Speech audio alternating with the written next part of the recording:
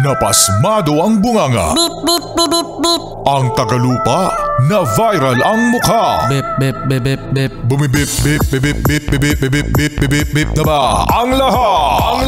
Martian. Beep, beep, beep, beep. Enrico Pañero. Bip, bip, bip, bip, bip. Beep, beep, beep, Bip, bip, bip, bip, bip.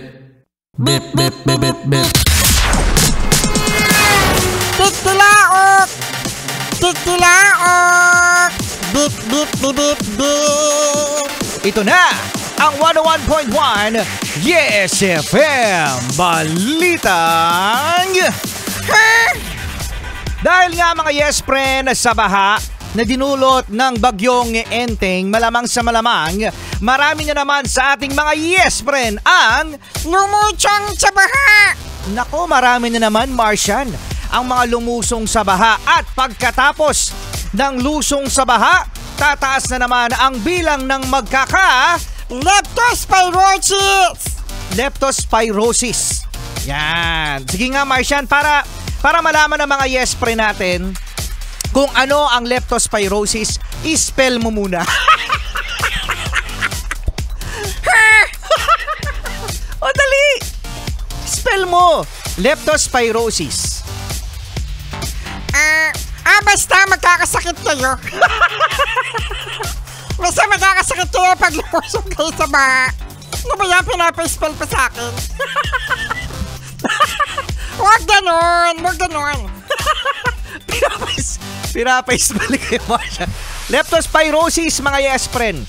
Ito ay nakukuha sa baha, lalong-lalo na kapag contaminated ng wiwi ng daga. Okay, mga yes friend, kaya kapag meron kayong sugat, yan, lalong-lalo na kapag lulusong kayo sa baha na fresh pa yung inyong mga sugat, mga yes friend, ako, wag na wag kayong lulusong sa baha. Hindi naman talaga maiiwasan. Kasi alam mo naman si Pilipinas, it's an island.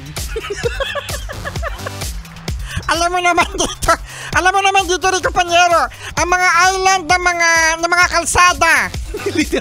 literal na island ng kalsada. Lumulubog.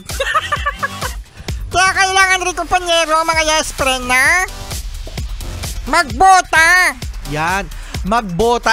Ang hirap, mga yes friend, napaka-inconvenient na magsusuot ng bota, pero safe naman pagdating sa kalusugan. Kasi mga yes friend, tandaan, ang taas ng leptospirosis case nung nakaraang pagbaha, mga yes friend, ngayon, wag naman sana, pero marami ang lumusong at may iwasan yan, mga yes friend, kapag kayo ay nagsuot ng bota.